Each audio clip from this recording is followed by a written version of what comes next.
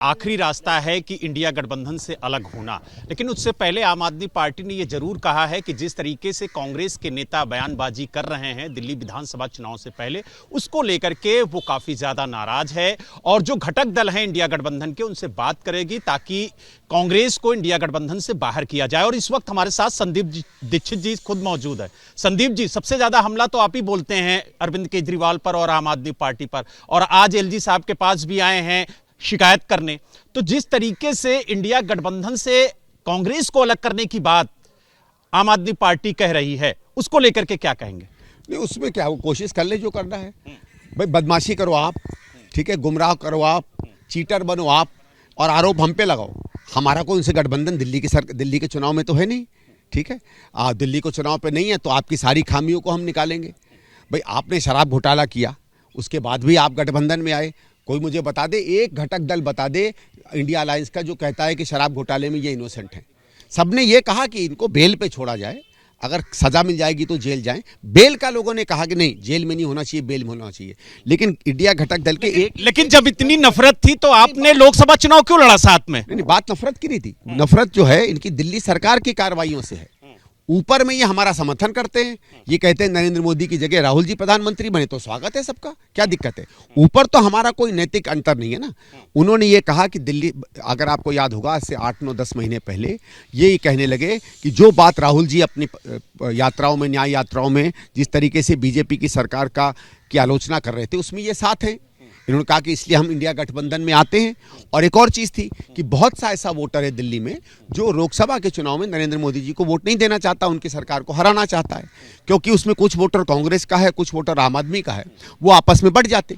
इसलिए उनको एक करना भी हमारी जिम्मेवारी थी। लेकिन वहाँ वोट जो है केजरीवाल पे नहीं पड़ रहा था, दिल्ली में वोट केजरीवाल पे पड़ रहा है, और इसलिए दिल्ली में हम केजरीवाल का विरोध करते हैं।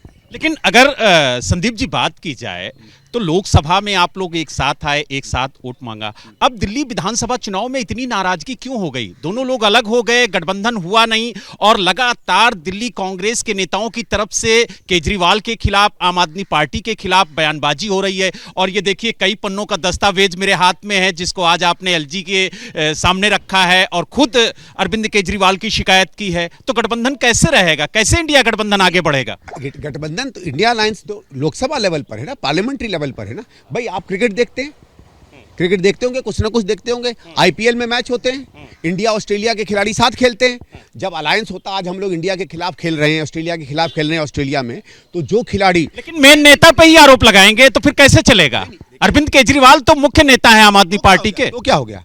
हर जगह, जैसे मैंने कहा ना, आईपीएल में साथ खेलते हैं, टेस्ट लेवल पे नहीं साथ खेलते हैं, क्योंकि अलग अलग उसके गोल होते हैं। उसी तरीके से दिल्ली में हमारा गोल यह है कि जिस आदमी ने दिल्ली को बर्बाद किया है उसको दिल्ली से हटाया जाए। राष्ट्रीय स्तर पर वो कभी चुनकर नहीं आए, अगर राष्ट्रीय स्तर पर वो कभी सांसद भी नहीं बने, तो राष्ट्रीय स्तर पर हमको उनसे क्या परहेज है? आप ये बताइए ना। कोई नेशनल लेवल पे हमारी कोई उनसे वो परहेज नहीं, क्योंकि वो हमारा समर्थन करते हैं। पिछले चुनाव में नहीं किया था उन्होंने, 2019 में। यानी देश की बात आएगी तो गठबंधन के साथ आप आम आदमी पार्टी के भी साथ खड़े हैं, और अगर दिल्ली की बात आएगी, अगर देश की बात करेंगे, अगर देश की बात आती है और वहां वो उन नीतियों का समर्थन करते हैं जिन नीतियों के हम खिलाफ खड़े, तो तब हम उनसे गठबंधन नहीं करेंगे। लेकिन वहां वो नीतियों का समर्थन कर रहे थे जो नीतियां हम लोगों ने कही थी। भाई न्याय योजना का उन्होंने समर्थन किया, वो कांग्रेस की नीति थी, ठीक है। उन्होंने एक ऐसे देश के निर्माण की बात की जहां गरीबों की पहल होनी चाहिए, वो हमारी नीति थी। तो वहां वो हमारी छत्रछाया में आके खड़े हुए थे, उसमें सबका स्वागत है। एक आखिरी सवाल, आज आपने एलजी साहब से मुलाकात की, कौन सी शिकायतें थी जो आपने उनसे की है और क्या मांग की है? 3 मुख्य हैं। एक तो ये मुख्यमंत्री महिला योजना लेके आतिशी जी ने और केजरीवाल जी ने बार बार ये कहा है कि साहब, हमारी 1,000 रुपया महीना महिलाओं को देने की स्कीम है।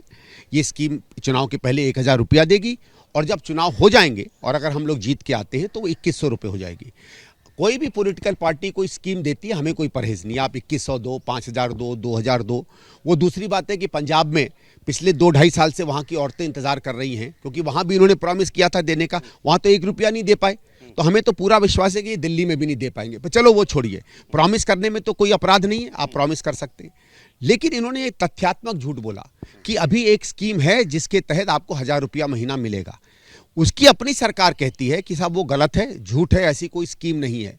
और दूसरा उसने कहा कि उस नाम पर आप जो फॉर्म भरवा रहे हैं वो फॉर्म है ही नहीं, तो इसका मतलब है वो धोखाधड़ी का केस बनता है।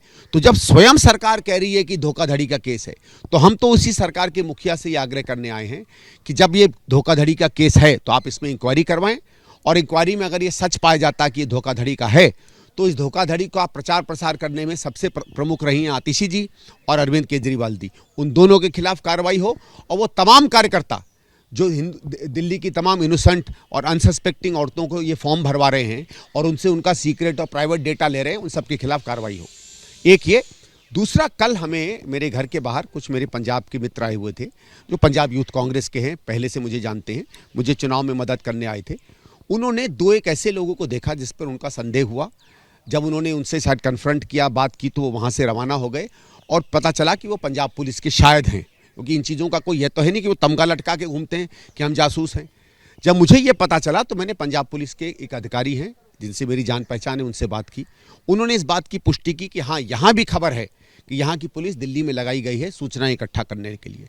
तो उसकी कंप्लेंट मैंने एलजी साहब को कही, और वही जानकारी देते देते उस अधिकारी ने बताया कि ये भी यहाँ खबर है कि कुछ पंजाब पुलिस के अधिकारी हैं या पुलिस वाले हैं जिनके संरक्षण में लाखों करोड़ों का कैश जो है पंजाब से दिल्ली गाड़ियों में लाया जा रहा है।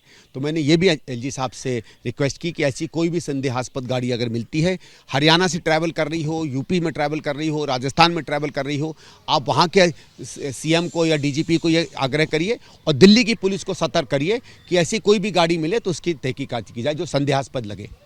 तो आपने देखा हमारे साथ संदीप दीक्षित थे, जिन्होंने साफ तौर से कहा कि जिस तरीके से दिल्ली में पंजाब पुलिस आकर के जासूसी कर रही है, तमाम ऐसे मुद्दे उन्होंने एलजी के सामने रखे और कहा कि इस पूरे मामले की जांच होनी चाहिए और दिल्ली पुलिस को भी सक्रिय करिए कि अगर पंजाब पुलिस की गाड़ियां दिल्ली में आती हैं तो उनकी भी चेकिंग हो, ताकि जो कैश दिल्ली लाने की बात सामने आ रही है वो उजागर हो सके।